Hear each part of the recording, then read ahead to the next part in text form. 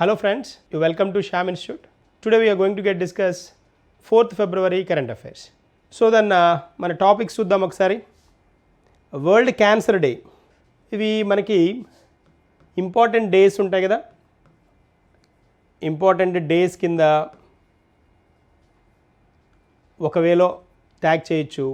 ఇంకోటి ఏంటి అంటే వరల్డ్ క్యాన్సర్ డే ఎవరు అనౌన్స్ చేస్తున్నారు దాన్ని బట్టి అది ఇంటర్నేషనల్ ఇష్యూనా నేషనల్ ఇష్యూ కూడా చూడొచ్చు. ఇంటర్నేషనల్ ఆర్ నేషనల్ కూడా అవ్వచ్చు. ఇవి అంటే నేషనల్ ఇష్యూ అయితే జాతీయ అని ఉంటుంది, ఇంటర్నేషనల్ అయితే అంతర్జాతీయ కానీ వరల్డ్ అని కానీ ఉంటుంది కదా. సో అక్కడ వరల్డ్ అని అన్నాడు కాబట్టి మనం అంతర్జాతీయ కింద ట్రీట్ చేయాలి, అంతర్జాతీయ లేదా ప్రపంచ అనేసి. సో ఇక్కడ వరల్డ్ క్యాన్సర్ డే అంటున్నాడు కాబట్టి ఇంటర్నేషనల్ ఇష్యూ అనుకోవచ్చు లేదా ఇంపార్టెంట్ డే స్టాక్ వస్తుంది. దీంతోపాటు మనం నలుగురు భారతీయులకు చోటు అంటున్నాడు. ఈ నలుగురు భారతీయులు దేనిలోకి అంటే ఐసీసీ పార్ట్లోకి విమెన్ అండర్ 19 గురించి మాట్లాడుతున్నాం మనం. ఇది స్పోర్ట్స్కి రిలేటెడ్ అనమాట, స్పోర్ట్స్కి రిలేటెడ్ ఇష్యూ, దాన్ని డిస్కస్ చేస్తాం. తర్వాత బడ్జెట్లో అంత స్పేస్ లేదు అంటున్నాడు. స్పేస్ కదా, ఇది స్పేస్ అంటే ఇక్కడ అంతరిక్షం అనమాట. అంతరిక్షానికి సంబంధించిన స్పేస్కి సంబంధించిన బడ్జెట్లో అంటే ఎలకేట్ చేసిన అమౌంట్స్లో చెప్పుకోదగ్గ మార్పు రాలేదు, చెప్పుకోదగ్గ పెంపు లేదు అనే దాని గురించి అనమాట ఇది. సో దీన్ని నేషనల్ ఇష్యూ కింద చూడొచ్చు లేదా ఎకానమీ కాన్సెప్ట్లో కూడా డిస్కస్ చేయొచ్చు. ఎకానమీ బడ్జెట్ రిలేటెడ్ కాబట్టి సైన్స్ అండ్ టెక్నాలజీ కింద కూడా అనుకోవచ్చు, ఎస్ఎన్టీ కింద కూడా. మరి అంతరిక్షము స్పేస్కి రిలేటెడ్ కాబట్టి అక్కడ కూడా మనం డిస్కస్ చేసుకోవచ్చు, అంటే ఆ భాగాల్లోకి వేసేయచ్చు దేనికైనా. ఇప్పుడు మనం 1 by 1 డిస్కస్ చేస్తూ వద్దాం. ఫస్ట్ కాన్సెప్ట్కి వెళ్దాం. వరల్డ్ క్యాన్సర్ డే అంటున్నాం కదా. ఇక్కడ February 4th మనం దీన్ని అబ్జర్వ్ చేయడం జరుగుతుంది. ఈ పర్టికులర్ ఇయర్కి 2025కి థీమ్ వచ్చేటప్పటికి 2025 థీమ్ అంటే థీమ్ అడగడం అనేది రీసెంట్ ఇయర్స్లో స్పెషల్గా కనిపిస్తుంది మనకి. కాబట్టి మనం ఫోకస్ చేస్తున్నాం యునైటెడ్ బై యునీక్ అంటున్నాడు. United by unique, this is the theme for 2025 world cancer day. తర్వాత దీని ఇనిషియేటివ్ ఏంటో చూద్దాం, దీని చొరవ ఏంటో చూద్దాం. అంటే ఎవరు ఇనిషియేట్ చేశారు, ఇనిషియేటివ్ ఎవరిది ఆర్ ఇనిషియేట్ చేసింది ఎవరు అంటే initiated by union for international cancer control, UICC, union for international cancer control, అంతర్జాతీయ సంస్థ. ఖచ్చితంగా ఇలాంటి అంతర్జాతీయ సంస్థలు వచ్చినప్పుడు మనం దాని ప్రధాన కార్యాలయం ఎక్కడో తెలుసుకోవాలి, డిస్కస్ చేస్తాను, దాని గురించి మీకు స్పెషల్గా డిస్కస్ చేస్తాను.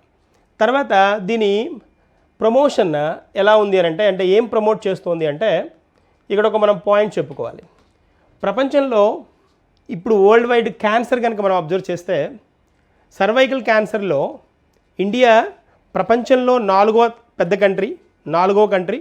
ఇండియాలో అంటే మనకి ఇక్కడ కనుక చూస్తే క్యాన్సర్ కేసుల్లో సర్వైకల్ క్యాన్సర్ ఇండియాలో 2వ పెద్ద క్యాన్సర్ ఎఫెక్ట్ అనమాట. అంటే రకరకాల క్యాన్సర్స్ ఉన్నాయి కదా, వాటిల్లో సర్వైకల్ క్యాన్సర్ ద్వారా ఎఫెక్ట్ అవుతున్న కంట్రీ 2వది అనమాట ప్రపంచంలో ఇండియా. ఈ రెండు తెలియాలి. ప్రపంచంలో 4వ క్యాన్సర్ కేసుల్లో 4వది, సర్వైకల్ క్యాన్సర్ కేసుల్లో ప్రపంచంలో 2వది అనమాట. ఎవరు? భారతదేశం. ఆ పాయింట్ ఒకటి ఇంటర్నేషనల్ పార్ట్లో. అందుకని అంటే ఈ క్యాన్సర్ లాస్ట్ దశ దాకా అంటే చివరి దశ దాకా దీని ఆనవాళ్ళు కనిపించవన్నమాట, అంటే సైలెంట్ కిల్లర్ లాగా అనమాట. కాబట్టి దీని మీద ఫోకస్ చేయాల్సిన అవసరం ఉంది. వీటిని అంటే ఈ క్యాన్సర్ని కొన్ని కంట్రీస్ దాన్ని నోటిఫైబుల్ డిసీజ్గా కూడా రికగ్నైజ్ చేసిన కంట్రీలు ఉన్నాయి. యుఎస్ లాంటి కంట్రీలు కనుక మీరు చూస్తే అక్కడ ఈ కామన్ అనమాట. అందుకనే వాళ్ళు యుఎస్ కంట్రీ మొత్తం అన్ని స్టేట్స్లో దీన్ని నోటిఫైబుల్ డిసీజ్గా రికగ్నైజ్ చేశారు. కానీ ఇండియా పరిస్థితి అది కాదు. మన దగ్గర చాలా డిఫరెంట్ కండిషన్స్ ఉన్నాయి, వాటిని అబ్జర్వ్ చేద్దాం. 2025 నుంచి 2027 వరకు, 25 నుంచి 27 వరకు ఈ 3 సంవత్సరాలు 25, 26, 27 ఈ 3 సంవత్సరాలు ప్రతి వ్యక్తి యొక్క క్యాన్సర్ అనుభవం ప్రత్యేకమైనది అని అర్థం చేసుకుంటూ, అంటే ఒకళ్ళకి ఉన్న క్యాన్సర్ ఒకలాగా బిహేవ్ చేస్తే ఇంకొకరికి ఇంకొక కండిషన్స్ని చేయడానికి స్కోప్ ఉంటుంది. అందుకని ఒక్కొక్క క్యాన్సర్ అనుభవం ప్రత్యేకమైనదిగా అర్థం చేసుకుంటూ అనుకూలీకరించిన సంరక్షణ యొక్క ప్రాముఖ్యతను నొక్కి చెప్తున్నారు.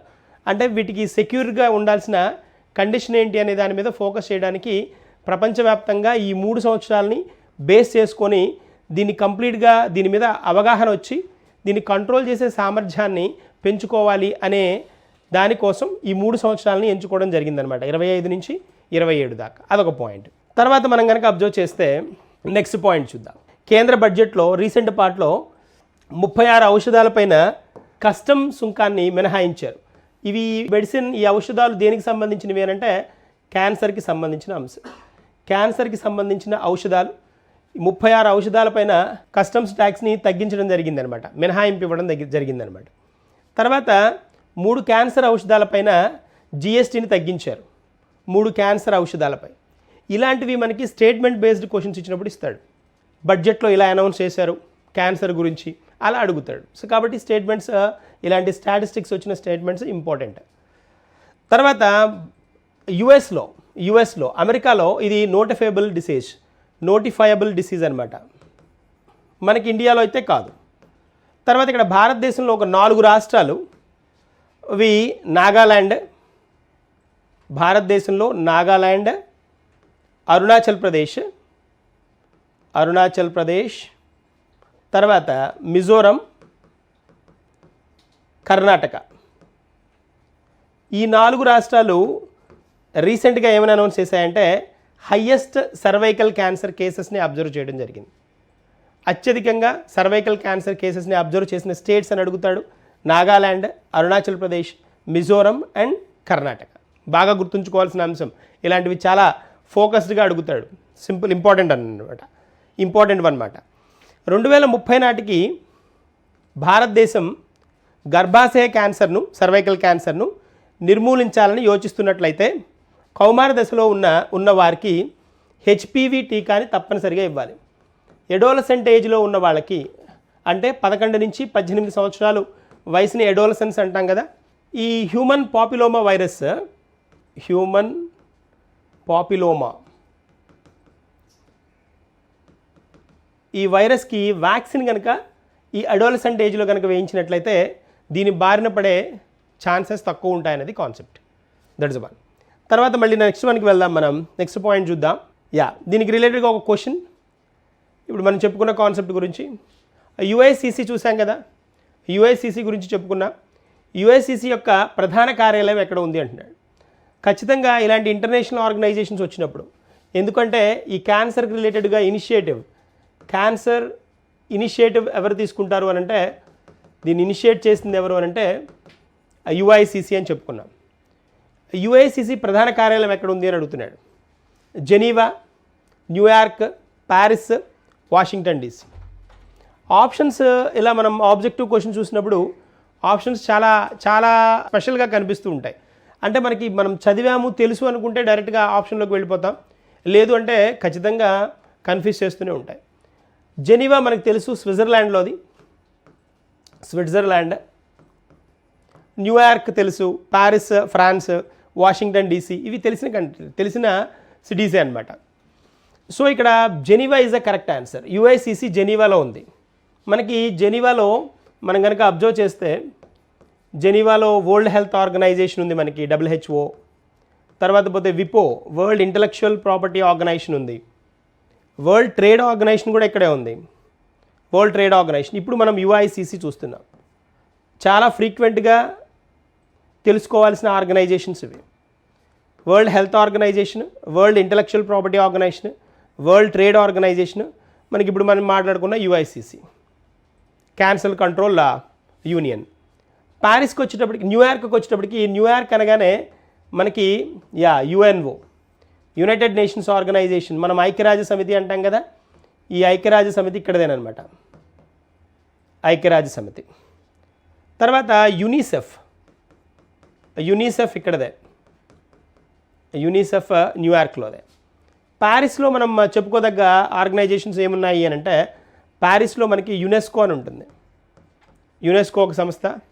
నెక్స్ట్ దీంతోపాటు యునెస్కోతో పాటు ఫినాన్షియల్ యాక్షన్ టాస్క్ ఫోర్స్ ఉంటుంది, FATF అని చెప్తుంటాం. బాగా ఫ్రీక్వెంట్గా మనకి కనిపించే ఆర్గనైజేషన్స్ ఇవి ప్యారిస్లో. తర్వాత వాషింగ్టన్ డీసీ అనగానే బ్రెటన్ వుడ్ ట్విన్స్ అంటారు, BT అంటాం. బ్రిటన్ వుడ్ ట్విన్స్, కవలలు అంటారు, బ్రిటన్ వుడ్ కవలలు అని పిలుస్తాం. అవి మనకి ఇంటర్నేషనల్ మానిటరీ ఫండ్ ఒకటి, వరల్డ్ బ్యాంక్ ఒకటి, అంతర్జాతీయ ద్రవ్యనిధి, ప్రపంచ బ్యాంక్. ఈ రెండు వాషింగ్టన్ డీసీలో ఉన్నాయి. సో మన ఆన్సర్ ఏంటి ఇప్పుడు? ఏ ఇస్ ద ఆన్సర్ అనమాట. A is the answer. UICC ఎక్కడ ఉంది ప్రధాన కార్యాలయం అంటే జెనీవా, స్విట్జర్లాండ్లో ఉందన్నమాట. నెక్స్ట్ మనకి వెళ్దాం. నెక్స్ట్ పాయింట్ చూద్దాం. ఐసీసీ మహిళల అండర్-19 ప్రపంచ కప్ 2025 జట్టులో 4 భారతీయులకు చోటు దక్కింది అంటున్నాడు. ఐసీసీ మహిళల అండర్-19 ప్రపంచ కప్ 2025 ఎంతమందికి? 4 కదా. గొంగడి త్రిష, ఈవిడ గురించి మనం డిస్కస్ చేశాం. కమిలిని, ఆయుషి శుక్లా, వైష్ణవి శర్మ. వీళ్ళు అంతర్జాతీయ క్రికెట్ కౌన్సిల్, ఐసీసీ ఉంది కదా, అంతర్జాతీయ క్రికెట్ కౌన్సిల్ ప్రకటించిన టోర్నమెంట్ జట్టులో చోటు చేసుకున్న 4 అనమాట. చాలా ప్రముఖంగా వీళ్ళనే ఎందుకు ఎంచుకున్నారు అంటే వీళ్ళ ఆట తీరు, ఆ కన్సిస్టెన్సీ అంటే మొత్తం టోర్నమెంట్ అంతా వీళ్ళు చూపించిన ప్రదర్శన చాలా ఖచ్చితంగా కళ్ళకు ఆకట్టుకునే విధంగా ఉందన్నమాట. అందుకనేసి వీళ్ళ 4 ఏం చేశారు అంటే వీళ్ళ 4 ఐసీసీ మహిళల అండర్-19 ప్రపంచ కప్ 2025 జట్టులో ఈ 4 భారతీయులకి చోటు దక్కింది అనమాట. That's a point. తర్వాత నెక్స్ట్ వన్కి వెళ్దాం. బడ్జెట్లో అంత స్పేస్ లేదు అంటున్నాడు. అంత స్పేస్ లేదు. ఇక్కడ ఈ స్పేస్ ఏంటి? స్పేస్ అంటే అంతరిక్షం అనమాట. అది పాయింట్. అంతరిక్షానికి సంబంధించిన అంశాలకి, వాటికి రిలేటెడ్గా ఉన్న అప్లికేషన్స్కి, అంతరిక్షానికి సంబంధించిన అప్లికేషన్లకి, అంతరిక్షానికి సంబంధించిన అంశాలకి బడ్జెట్లో కేటాయింపులు తక్కువ చేశారని చెప్పడానికి ఇక్కడ బడ్జెట్లో అంత స్పేస్ లేదు అంటున్నాం. అదనమాట దాని పాయింట్. సో ఇక్కడ దేశంలో అంతరిక్ష విభాగానికి బడ్జెట్ కేటాయింపులు మనకు తెలుసు ఎప్పుడూ అంతంత మాత్రంగానే ఉంటాయి. బాగా అభివృద్ధి చెందిన దేశాలతో పోలిస్తే మనవి చాలా తక్కువ పాటలో ఉంటాయి. బట్ అది కూడా అడ్వాంటేజ్ అనే చెప్పాలి. ఎందుకంటే తక్కువ ఇన్వెస్ట్ చేయడం వల్ల మార్స్ ఆర్బిట్ మిషన్ లాంటివి, మామ్ అంటాం కదా, MOM, అలాంటి వాటిని ప్రపంచంలోనే ఏ కంట్రీ కూడా, ఏ ఆర్గనైజేషన్ కూడా, ఏ ప్రభుత్వ సంస్థ కానీ ప్రైవేట్ సంస్థ కానీ అంత తక్కువ కాస్ట్లో దాన్ని మార్స్ మీదకి ఒక మిషన్ని పంపడం అనేది అంత తక్కువ కాస్ట్కి జరగదు. మన నరేంద్ర మోడీ స్పెషల్గా కూడా చెప్పారు కదా, మార్స్ ఆర్బిట్ మిషన్ని ఇంట్రడ్యూస్ చేసినప్పుడు, MOMని ఇంట్రడ్యూస్ చేసినప్పుడు 2013లో కదా, దీన్ని ఇంట్రడ్యూస్ చేసినప్పుడు ఒక పాయింట్ చెప్పారు.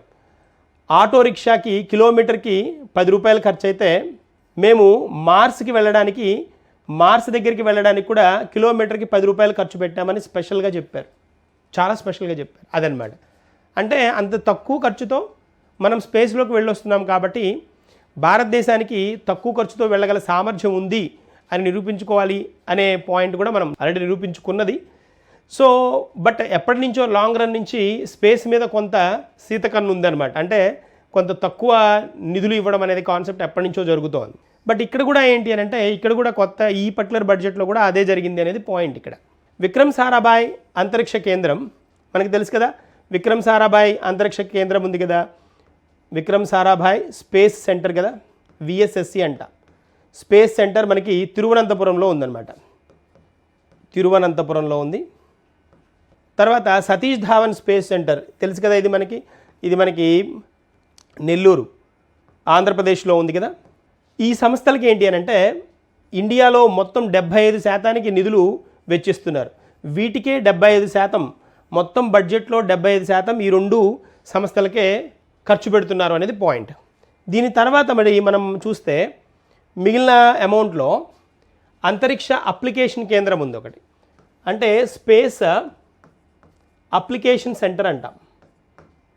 అప్లికేషన్ సెంటర్ ఇది ఎక్కడ ఉంది అని అంటే స్పేస్ అప్లికేషన్ సెంటర్ మనకి అహ్మదాబాద్ ఉంది.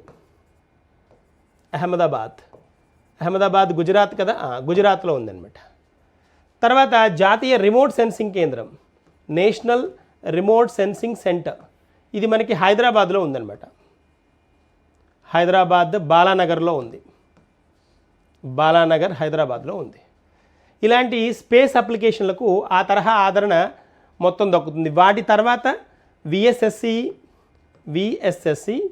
నెక్స్ట్ ఇంకేంటి సతీష్ ధావన్ స్పేస్ సెంటర్. ఈ రెండింటి తర్వాత నెక్స్ట్ వీళ్ళు ఇంపార్టెన్స్ ఇస్తోంది స్పేస్ అప్లికేషన్ సెంటర్కి, తర్వాత నేషనల్ రిమోట్ సెన్సింగ్ సెంటర్, వీటికి ఇస్తున్నారనమాట. అయితే ఆదిత్య L1 చంద్రయాన్ 3 వంటి స్పేస్ సైన్స్ ప్రాజెక్టులకు కేటాయింపులు గతంలో అంతంత మాత్రంగానే ఉంది. ఈ ఏడాదికి అధికంగా 2.8% కేటాయించారు. 2.8% ముందు కంటే ఎక్కువ కేటాయించారు. బట్ కేటాయింపుల్లో తక్కువే అని చెప్పాలి ఓవరాల్గా. ఇక్కడ మనం అబ్జర్వ్ చేస్తే 2019-20 13,000 కోట్లు, తర్వాత మళ్ళీ తగ్గింది, తర్వాత 12,000 కోట్లు, తర్వాత 10,000 కోట్లు, తర్వాత 10,000, 11,000 కోట్లు, తర్వాత 13,000 కోట్లు, 13,416. దీనిలో స్పేస్ టెక్నాలజీకి అంటే ఇప్పుడు మనకి టెక్నాలజీ పరంగా ఈ సంస్థల లాంటి వాటికి స్పెండ్ చేస్తుంది 76.3% అయితే అప్లికేషన్స్కి స్పేస్ అప్లికేషన్లకి 12.7% ఖర్చు పెడుతున్నారు. అది పాయింట్ అనమాట. That is one. తర్వాత నెక్స్ట్ వన్కి వెళ్దాం. 2025-26 ఆంధ్రప్రదేశ్ ప్రాజెక్టులకు రైల్వేలకి 9,417 కోట్లు కేటాయించారు. 9,417 crores అనమాట. దేనికట? రైల్వేస్కి. ఎక్కడ? ఆంధ్రప్రదేశ్ అంటున్నారు. గుడ్ వన్ కదా ఆంధ్రప్రదేశ్కి కేటాయింపులు. వీటిలో ఏంటి పాయింట్స్ చూద్దాం ఒకసారి. గత 10 సంవత్సరాల్లో ఆంధ్రప్రదేశ్లో 1,560 కిలోమీటర్లు కొత్త రైల్వే ట్రాక్ వేయబడింది. ఇది శ్రీలంక మొత్తం చూడండి, శ్రీలంక మొత్తం రైల్వే నెట్వర్క్ కంటే ఎక్కువ. అది స్పెషల్ కదా 1,560 కిలోమీటర్లు. ఇదొక పాయింట్. రాష్ట్రంలోని రైల్వే నెట్వర్క్ ఇప్పుడు దాదాపుగా 100%, 98.7% అనుకోండి, దాదాపుగా 100% విద్యుదీకరణ చేయబడింది. దక్షిణ మధ్య రైల్వే, సౌత్ సెంట్రల్ రైల్వే ఉంది కదా, దక్షిణ మధ్య రైల్వే అంటాం. South Central Railway Kavach programme, Kavach వినుంటాం మనం. కవచ్ యాక్సిడెంట్స్కి జరగబోవడానికి ముందుగా వార్నింగ్ మెకానిజం కదా. సో ఈ కవచ్ సంస్థాపనతో ముందంజలో ఉంది. దాని అధికార పరిధిలో దాదాపుగా 1,465 కిలోమీటర్లు ప్రారంభించబడింది. దాదాపుగా కవచ్ కవర్ అవుతోంది, 1,465 కిలోమీటర్లు ఉంది. చాలా స్పెషల్ కదా. ఇదంతా ఆంధ్రప్రదేశ్ పార్ట్లోనే మనం డిస్కస్ చేస్తాం.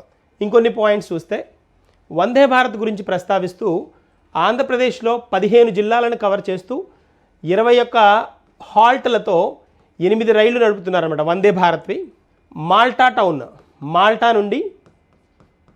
మాల్టా నుండి బెంగళూరుకి మధ్య నడుస్తున్న అమృత్ భారత్ ఎక్స్ప్రెస్. అమృత్ భారత్, వందే భారత్, అమృత్ భారత్ కదా.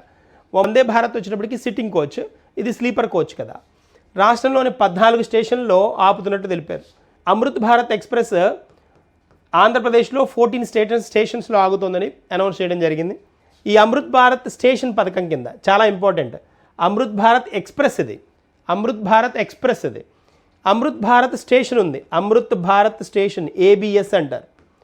ఈ పథకం కింద ఏంటి అంటే రైల్వేస్ ఉన్న కొన్ని ఏరియాలని బాగా, అంటే అక్కడ ఇన్ఫ్రాస్ట్రక్చర్ని బిల్డ్ చేయడానికి, వాటిల్లో అక్కడున్న ప్లాట్ఫామ్స్ని వగైరా అక్కడున్న అంశాలని, అక్కడ రైల్వేకి సంబంధించిన ఇతరత్ర ఏవేవైతే సౌకర్యాలు ఉన్నాయో ప్రజలకు ఇచ్చేవి, వాటిని బాగా మెరుగుపరచడానికి ఒక 73 రైల్వే స్టేషన్లని పునరాభివృద్ధిని చేపట్టడానికని దాదాపుగా 50 కొత్త నమో భారత్ రైళ్లని, 200 వందే భారత్ రైళ్లు మరియు 100 కొత్త అమృత్ భారత్ రైళ్లను కూడా ఆమోదింపబడ్డాయని అనౌన్స్ చేశారు. వెరీ స్పెషల్ కదా.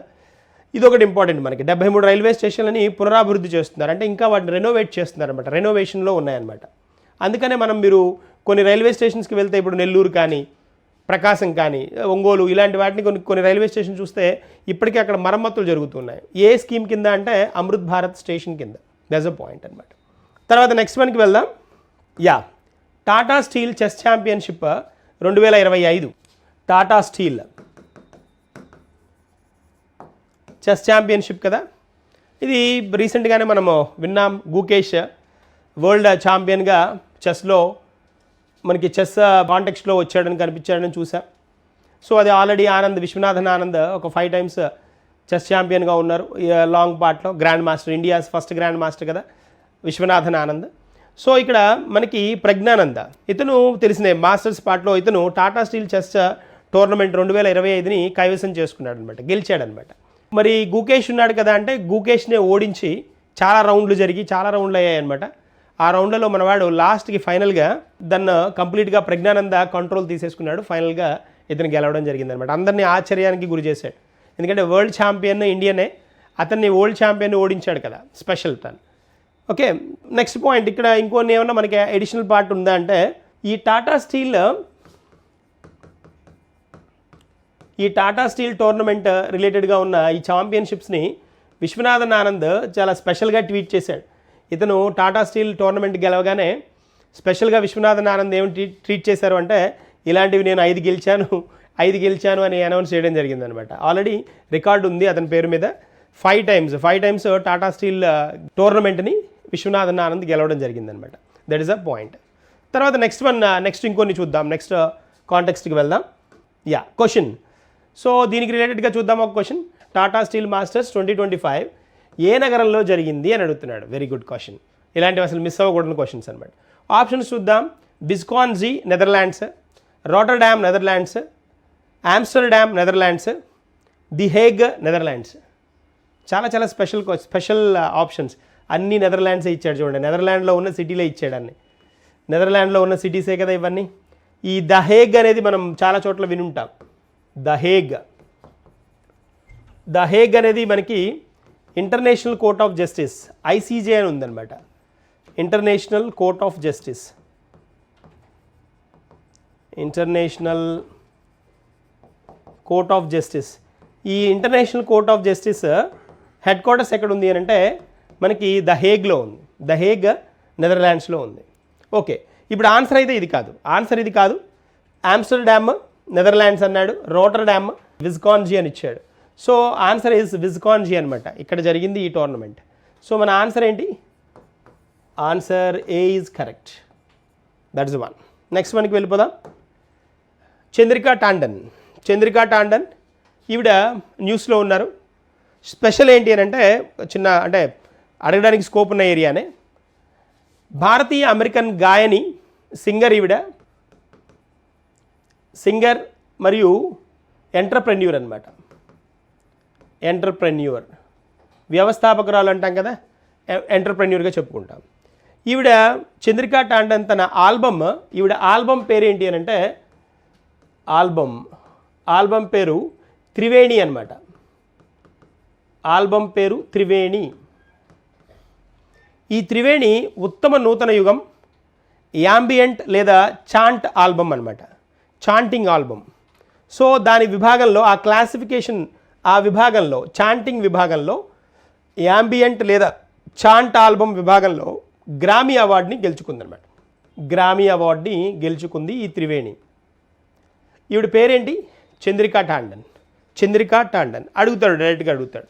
గ్రామీ అవార్డు ఎవరికి వచ్చింది అని అడుగుతాడు. సింగర్, ఎంటర్ప్రెన్యూర్ ఎవరు ఆవిడ అని అడుగుతాడు. ఒకటి.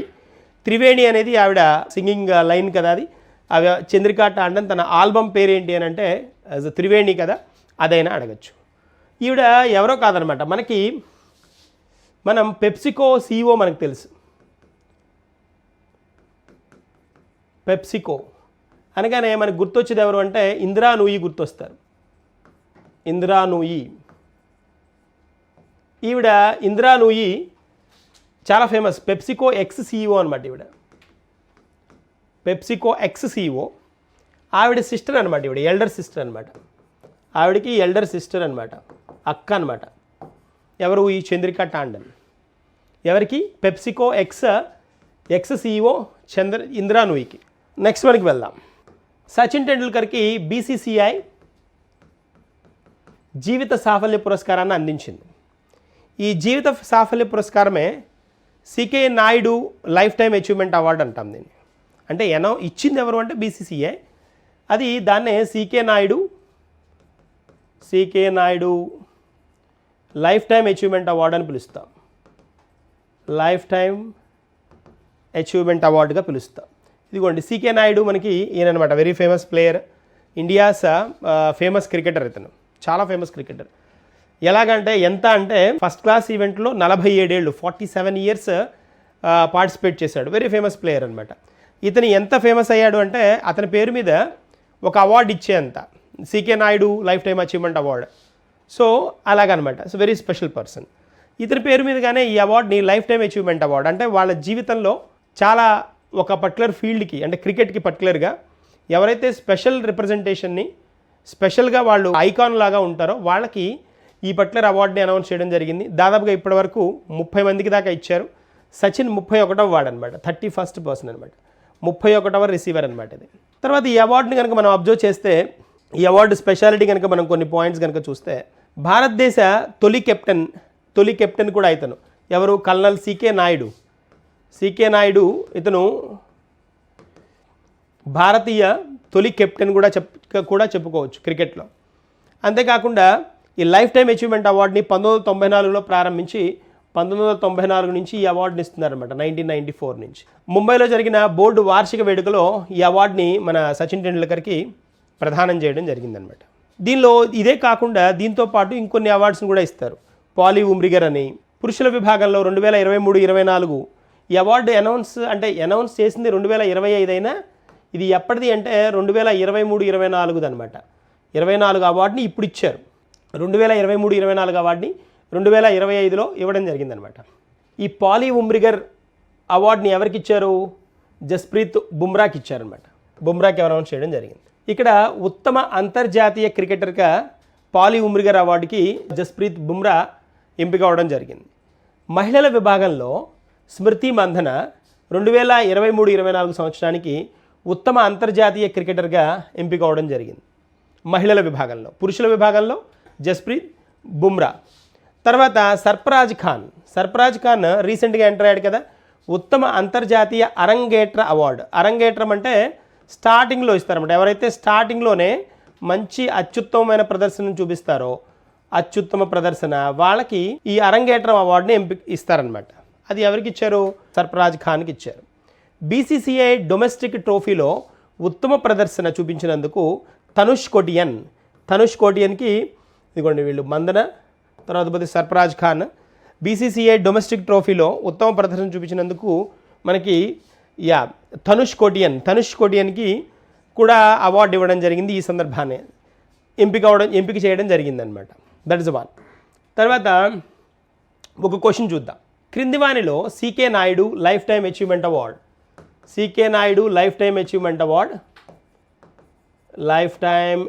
అవార్డ్ విజేత ఎవరు కాదు అంటున్నారు. లైఫ్ టైమ్ అచీవ్మెంట్ అవార్డు వీళ్ళలో ఎవరికో ఒకరికి ఇవ్వలేదట. అది ఎవరికి అని అడుగుతున్నాడు. సునీల్ గవాస్కర్, కపిల్ దేవ్, కృష్ణమాచారి శ్రీకాంత్ అండ్ అజిత్ అగార్కర్. సో గవాస్కర్కి ఇచ్చారు, కపిల్ దేవ్కి ఇచ్చారు, కృష్ణమాచారి శ్రీకాంత్కి ఇచ్చారు, అగార్కర్కి ఇవ్వలేదు. సో మన ఆన్సర్ ఏంటి? Answer is D is correct. Next మనకి వెళ్దాం. రైల్వే మంత్రిత్వ శాఖ సూపర్ యాప్ స్వరైల్ దీన్ని ఇంట్రడ్యూస్ చేయడం జరిగిందనమాట. స్వరైల్ అనే యాప్ని ప్రవేశపెట్టడం జరిగింది. ఈ యాప్ని సిఆర్ఐఎస్ centre for railway information systems దీన్ని అభివృద్ధి చేయడం జరిగింది.